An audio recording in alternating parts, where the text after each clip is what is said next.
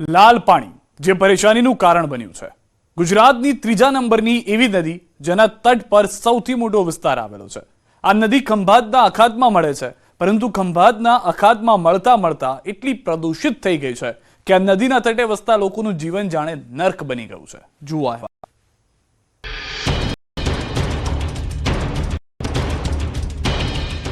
પહેલા આ પાણીને જુઓ। કોઈ કહે આ પાણી છે, પાણીનો રંગ જુઓ, એકદમ લાલ।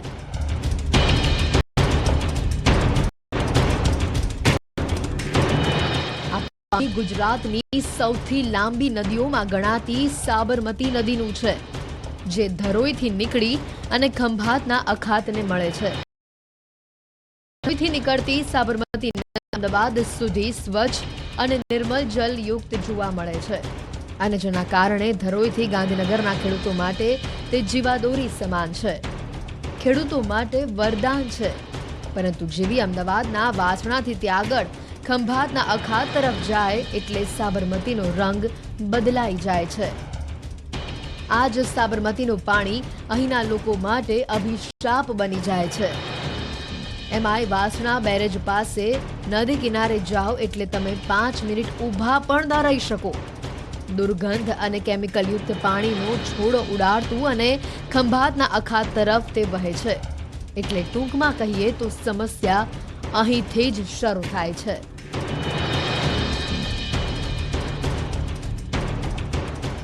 અને આ ખંભાતના અખાત તરફ જાય ત્યારે તેનો રૂપરંગ બદલાઈ જાય છે અને તે પ્રદૂષણથી ખતપતતી નદી છે તે સાબરમતી નદી જોવામાં આવી રહી છે, અને જેના કારણે ગ્રામજનો જે છે તે ત્રાહિમામ પોકારી રહ્યા છે। આ પાણીના કારણે નદી કાંઠે રહેતા ગામ લોકોનું જીવન બરબાદ થઈ રહ્યું છે। પ્રદૂષિત પાણીના કારણે સાબરમતી કાંઠે વસતા ગામ લોકોના સ્વાસ્થ્ય ઉપર અસર પડી રહી છે।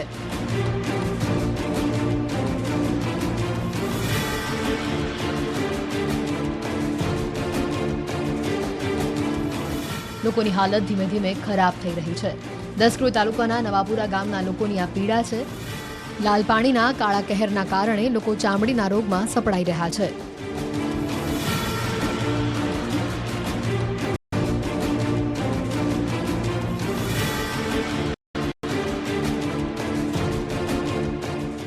નવાપુરા ગામ ખાતે પહોંચ્યા છીએ, જ્યાં અનેક લોકો ચામડીના રોગથી પરેશાન થઈ રહ્યા છે। આપ જોઈ રહ્યા કે તમામના હાથે આ પ્રકારના ચાઠા પડી ગયા હોય તે પ્રકારના દ્રશ્યો જોવા મળી રહ્યા છે। આ એક નહીં બે નહીં, ગામમાં ફળીએ ફળીએ આ પ્રકારના લોકો ચામડીના રોગથી પીડાઈ રહ્યા છે। આપણી સાથે છે, તેમની સાથે વાત કરીશું। કાકા, કેટલા લોકો છે ગામમાં કે જે આ રીતે ચામડીના રોગથી પીડાય છે? 10 થી 15 માણસો છે ચામડીના રોગથી પીડાતા, પાણીના કારણે।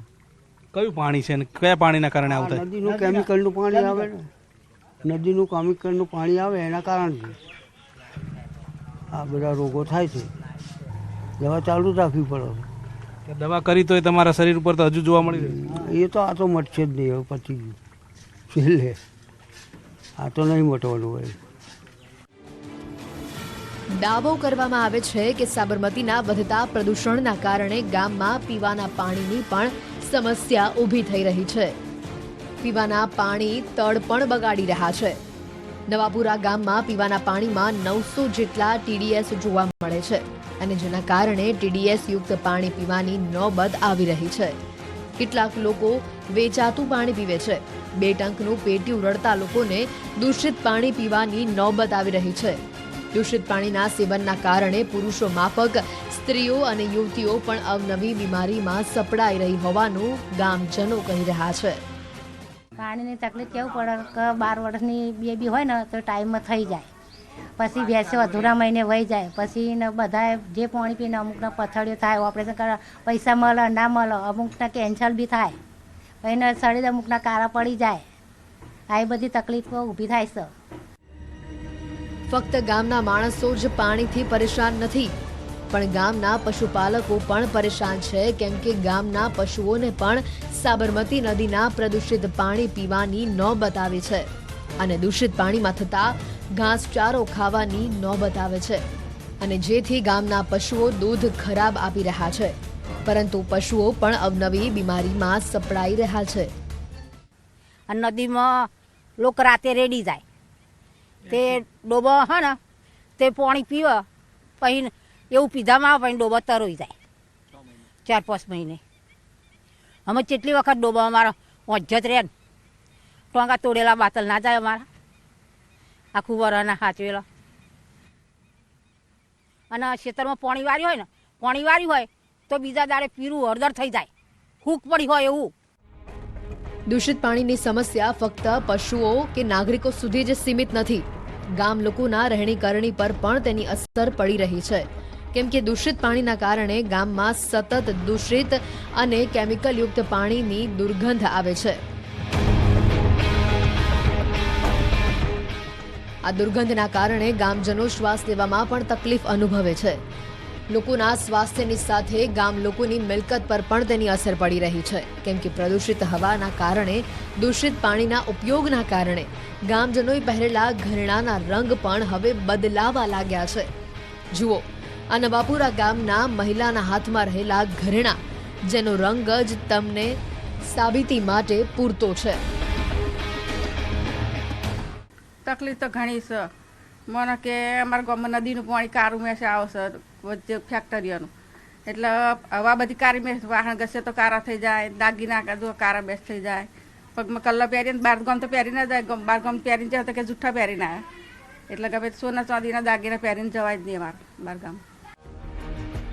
એવું નથી કે ઘરેણા રંગ બદલી રહ્યા છે, પરંતુ ઘરમાં જે ઘરવખરી છે તે પણ ઘરેણાના રંગની માફક બદલાઈ રહી છે. જુઓ, આ ઘરમાં પાણી માટે વપરાતા વાસણોમાં દ્રશ્યો જાણે મૂળ રંગ નહીં પરંતુ કાળા રંગના વાસણો હોય તેવા લાગી રહ્યા છે.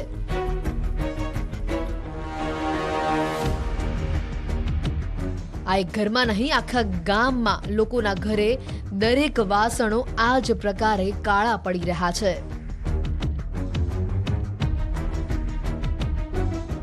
આ વાસણ તો માવો થઈ આ વાહન અમારા પાણી આવત થઈ જાય, આ બધા આખા ગામમાં જ પાણી આ વાહન થઈ જાય, પછી અમારા દિલને આવું જ નુકસાન આવે ને દિલમાંથી. એટલે પાણી જેના ઘેર જવીના ઘેર 4-5 ગામમાં નદી હોય ને તો આ બધું પાણી આવું જ છે. કેમિકલનું પાણી આવે એટલે આ વાહન બધું આવા થઈ જાય. સાબરમતીના પ્રદૂષણના કારણે ખેતી, પર્યાવરણ અને મનુષ્યોને માટે દિન પ્રતિદિન ખતરો હવે વધી રહ્યો છે. પરંતુ ગામમાં તો ઠીક, સાબરમતી નદીના આસપાસ ભૂગર્ભ જળ પર તેની અસર હવે વર્તાવા લાગી છે. સતત નીચે જઈ રહેલું ભૂગર્ભ જળ પાણી જમીનમાં રિચાર્જનું પણ શક્ય બનતું નથી. એટલું જ નહીં, પરંતુ ઠેર ઠેર સાબરમતીના 10 કિલોમીટરના એરિયામાં બોરનું પાણી પણ પ્રદૂષણયુક્ત હોવાનું સામે આવી રહ્યું છે. અમે નથી કહેતા, પરંતુ ન્યૂઝ 18ની સ્ક્રીન ઉપર આ જુઓ, બોરનું પાણી કેટલું દૂષિત છે.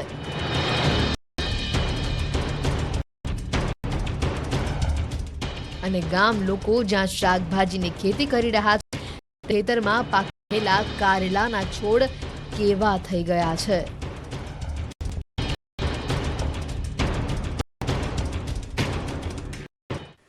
ખેડૂતોને પાણી ખેતીમાં પણ ન વાપરી શકાય તે પ્રકારનું નિર્માણ આવ્યું છે.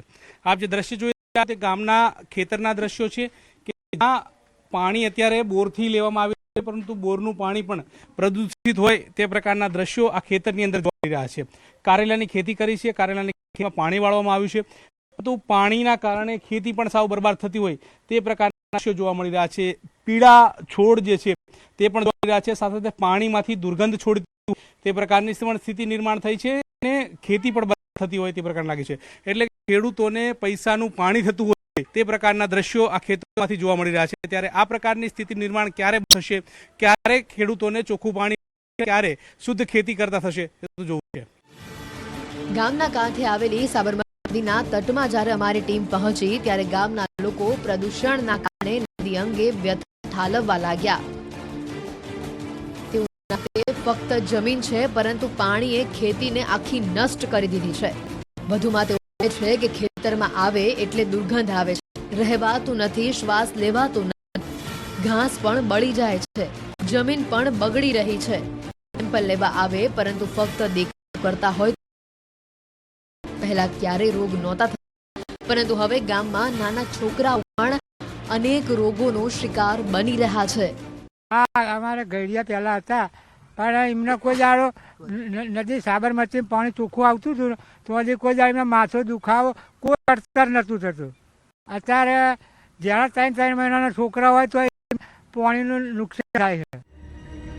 ગામ લોકો અને ખેડૂતોની આ વ્યથા સાંભળીને આરોગ્ય કેન્દ્રમાં ગયા, ત્યાં પણ પાણી અંગે ચિતાર મેળવ્યો. તો આરોગ્ય પણ હવે કબૂલી રહ્યા છે કે પાણીથી ગામજનોના સ્વાસ્થ્ય ઉપર અસર ખરાબ પડી રહી છે. પાણીના સેમ્પલ લેવામાં આવે છે, પરંતુ તાજેતરમાં કોઈ સેમ્પલ ખરાબ આવ્યા નથી તેવું તેઓ જણાવી રહ્યા છે.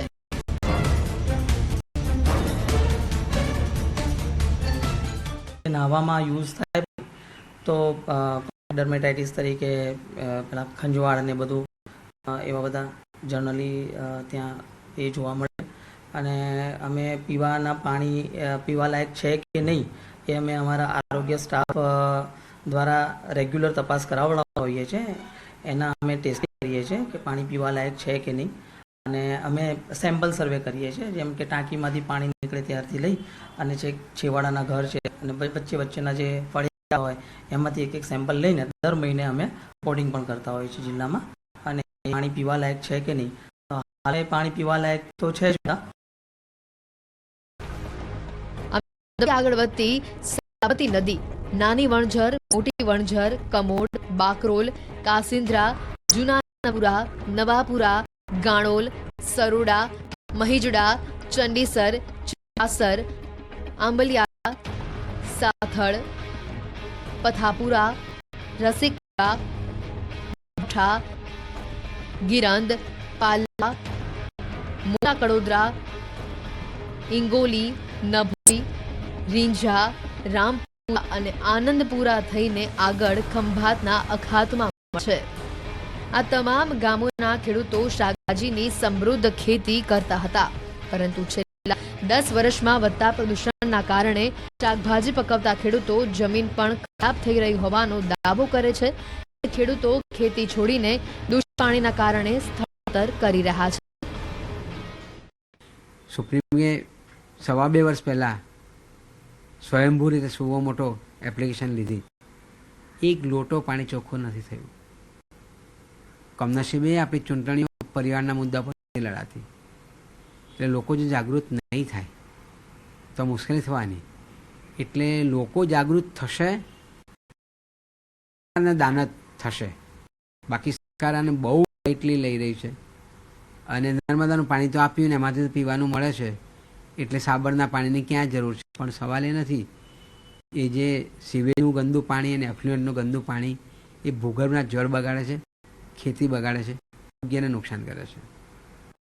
પર્યાવરણવિદ પણ હવે જણાવી રહ્યા છે કે એક રિપોર્ટ અનુસાર સાબરમતી દેશમાં સૌથી બીજા નંબરની પ્રદૂષિત નદીમાં આવે છે. ત્યારે હવે તંત્ર આ મુદ્દે કોઈ ધ્યાન આપે તો સારું, કારણ કે હાલ તો સાબરમતીના પ્રદૂષિત પાણીના કારણે નદી કાંઠાના ગામ લોકોને દૂષિત પાણી, દૂષિત હવા વચ્ચે જીવન જીવવાની નોબત આવી પડી છે. વર્ષોથી આ જ પ્રકારની સ્થિતિ છે. ત્યારે સ્થિતિનો ક્યારે અંત આવશે કે કેમ તે હાલ સૌથી મોટો સવાલ છે.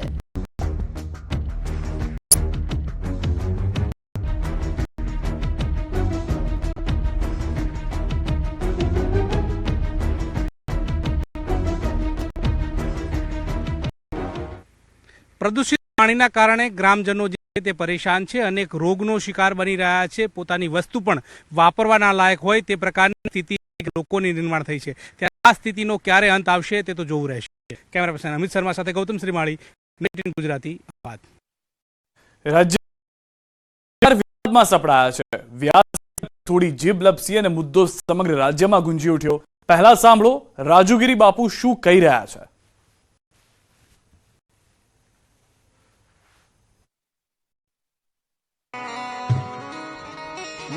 ઈ કરવા માંગુ છું કે આજ આ યુવાન ભાઈ બહેનો, કોઈ પણ જ્ઞાતિ યુવાન પસંદ આવે લગ્ન કરી લઈશ.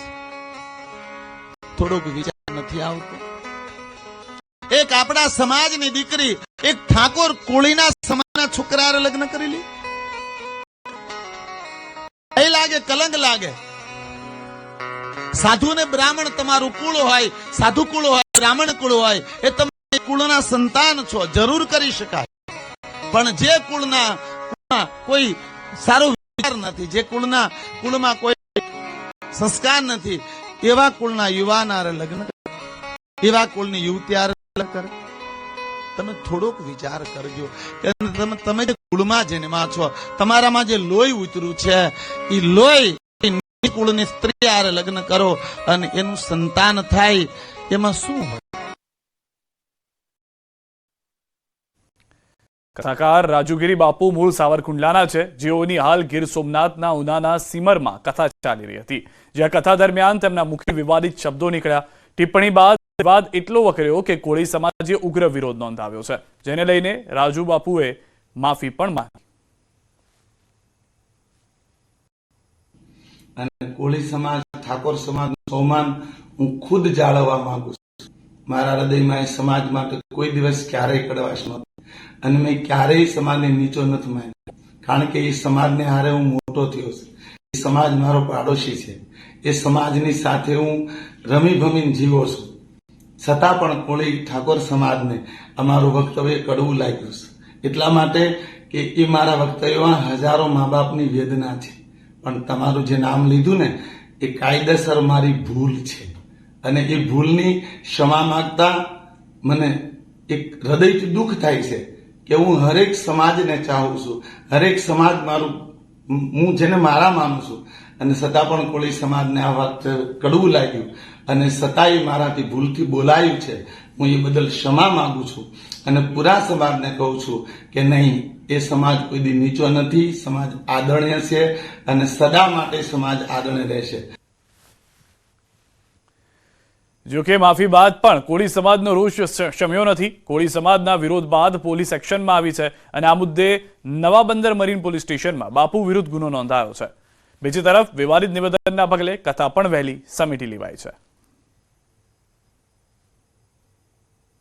જે ઉના તાલુકાનું સિમરણ ગામના એક સપ્તાહ દ્વારા કોઈ રાજુ બાપુ કહે છે, પણ એ બાપુ કહેવાને લાયક પણ નથી.